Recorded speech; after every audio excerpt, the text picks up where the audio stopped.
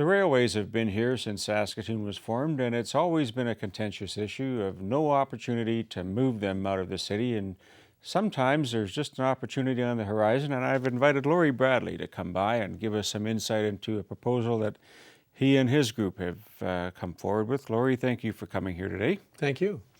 Tell us a little bit about your vision of an option that you're presenting the city and the residents of Saskatoon area with. The reason we're building a rail park, and what we've done is we bought 745 acres of land 10 minutes southeast of Saskatoon, southeast of Rosewood, on the junction of Highway 316 and Highway 16, adjacent to Cargill, both north and west. And on this land, we have a CP main line. Our land has about 1.5 miles of CP main line going right through the middle of it. And on the far corner on the west edge is a CN spur line, which is about 1 mile away from the CN main line. So in the world of rail parks, if you can have a location that offers the businesses of Saskatchewan, we'll call it a rail park, a parcel of land where there's competitive rail bidding. Nobody wants to really build a multi-million, tens of millions, hundreds of millions of dollars worth of bricks and mortar on land that has only got one rail line on it. One rail line means a dedicated price, so if you're sitting on one rail line, you have to bow to the dedicated price. If you're sitting on two rail lines, you have competition. So what we have in our rail park, our proposed rail park, is two lines, CN and CP. We have enough land there. The city, of course, for years, and we'll date it right back to the mid-60s, and I think it was Mayor Buckwold, he had a vision of moving CN from downtown Saskatoon, where Midtown Plaza is as we speak, out to Chapel Yards on the far southwest corner of Saskatoon. So here we are 40, 50 years later, and we have another opportunity. We had a plan in the 60s to move CN that actually gelled, and CN did move.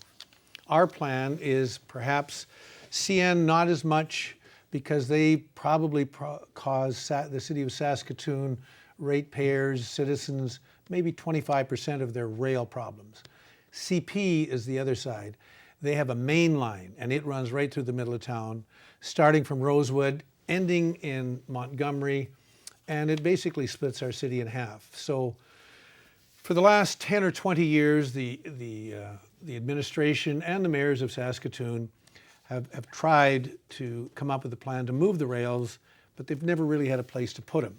So here we are, 2017, we have a place to put them. So should the city of Saskatoon, and I understand they're going to invest hundreds of thousands of dollars on a rail study, which obviously I fully support, if that happens, then, and somebody comes up with a decision that maybe we should, instead of building overpasses and underpasses, maybe we should move the rail.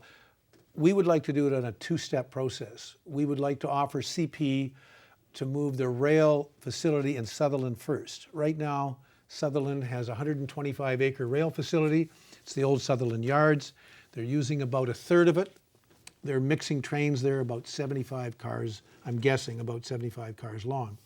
The new trains, of course, minimum 100-car unit trains, and the new trains are going to be 1 mile, 2 miles, and possibly 3 miles long in the future. So if we can offer a future to CP Rail and make a business plan, a positive cash flow business plan, because CP is like everybody else, they're a publicly traded company.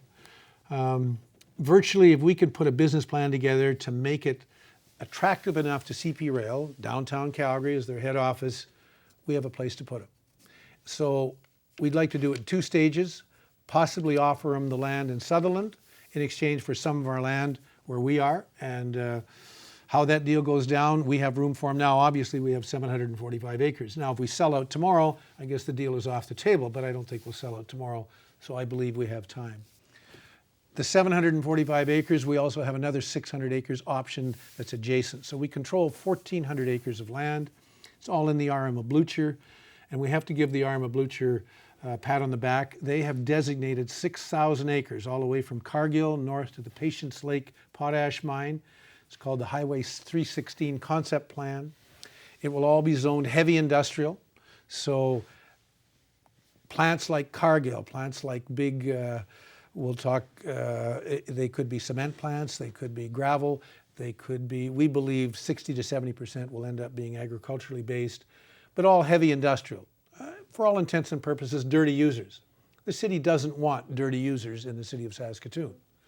You don't want it, Randy, in Riversdale. Nobody wants it. We have a place for it.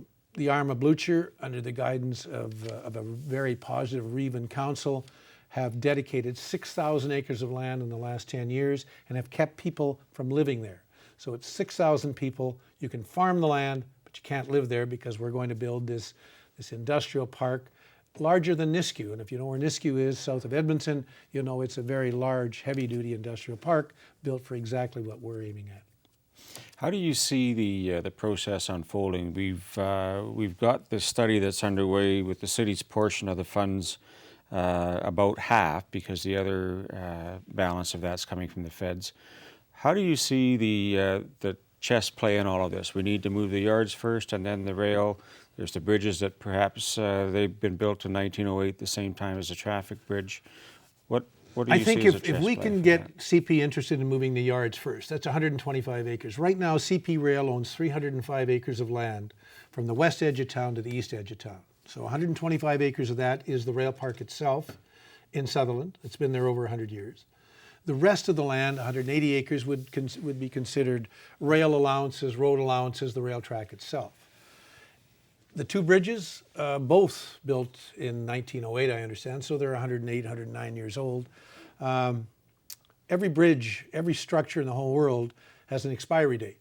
I'm sure CN and CP would love to think that these bridges will last another 108 years. You and I know that's different. I doubt whether that'll happen. So with any luck, part of this study that the city is going to endeavor to approve, or has approved, is they'll tell us how strong those bridges are and how long they will last. We would like to think that the CP Rail Bridge, which is 33rd Street, maybe it stays there. And maybe that rail line all the way from the new Costco in southeast Saskatoon, all the way to Blairmore, Montgomery, maybe that becomes a rapid transit for the citizens of Saskatoon. Okay, so if you've been in Calgary, the most those gates go down and the train goes by, and they're by in 30 seconds to 60 seconds and everybody goes. In Saskatoon right now we have people waiting 20, 30, 40 minutes, and the trains are only going to get longer. And the trains can only go so fast through the city of Saskatoon for obvious reasons: liability, anhydrous, butane, propane, oil, all the commodities that are going through the middle of the city of Saskatoon, 50 to 100 meters away from your businesses in Riversdale, houses, crossing rivers. For example, those are all huge liability issues. So CP has to think about that. If there's a major problem, CP will have to shoulder that problem. Their train, I mean, I don't have to tell you how many train wrecks have been in the last couple of weeks or months, but it appears it seems to be more often than not. So just, we hope that doesn't happen in the city of Saskatoon, but could it? Absolutely. Do we need a new bridge? If we need a new bridge, let's go back to step one. We move CP rail yards first. Then we say to them, listen, you only have one legitimate customer in Saskatoon. It's a huge customer, Viterra. If we can offer Viterra land out at our business park, our rail business park, maybe we can move Viterra out to us. And Viterra is the grain terminals on 11th Street. On 11th Street in Montgomery. Right. So you get rid of the dust, the noise, you get rid of the pigeons, you get rid of whatever Viterra is attracting. And that facility is over 100 years old. So two bridges that are over 100 years old, Viterra that's over 100 years old, it's probably time to look at these things, and we're here to offer each and every one of those scenarios an option.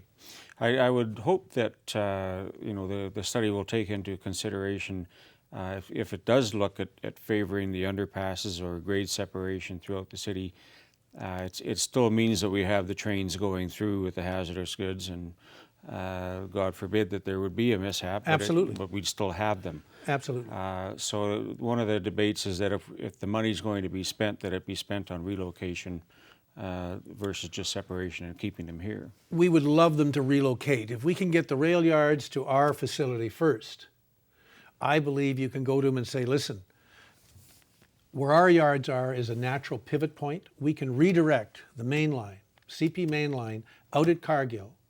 And there's a term used in railway language. It's called interswitching, where competing rails by law are allowed to run on competitors' rail lines. So we could legitimately put CP on CN lines, and that CN line is on a rail corridor that's already south of Saskatoon. Okay, so that rail line is south of Saskatoon. It crosses the old CN bridge out by Queen Elizabeth Power Station, goes through the CN yards, Chapel yards. I think CN has such a big investment. Moving Chapel yards is probably a pipe dream. So they're not going to move anywhere. But CN only amounts to maybe 25% of our rail issues in Saskatoon. And CN is not a main line coming through Saskatoon. It's typically the north end and the west edge of Saskatoon. That's not a main line. CP is a main line. So you're never going to get rid of the CN problem, but maybe we build 2 or 3 overpasses for them. CP is a huge problem because it's a main line. One new bridge with 2 rails on it, one for CN and CP, out by Queen Elizabeth Power Station. If we come up with our idea where we redirect, step 2 is we redirect at our new STL site north of Cargill. It parallels the rail corridor that's already there. We put them back together just the other side of Highway 7 and 14, this side of Corey Potash. There's already a connection where the 2 rails come together again. So virtually a lot of this is already in place. Can you give some parting words for the general population watching in terms of the open houses that are going to be happening with the study underway? Is there anything that you want to leave them with top of mind thoughts? I think if I was a citizen of Saskatoon, and of course I am, and we have investments here just like everybody else, and we sit and watch those rail cars go by 20, 30, 40 minutes, we believe that well over 50% of the population of the city of Saskatoon is affected by rail. We hope that if nothing else, if we get the CP rail yards to move out of Sutherland, that'll be step 1, and we encourage you to encourage your councillors and the mayor, of course, to go in that direction. And with any luck, if we can get the rail yards out, we'll get the rail to move also.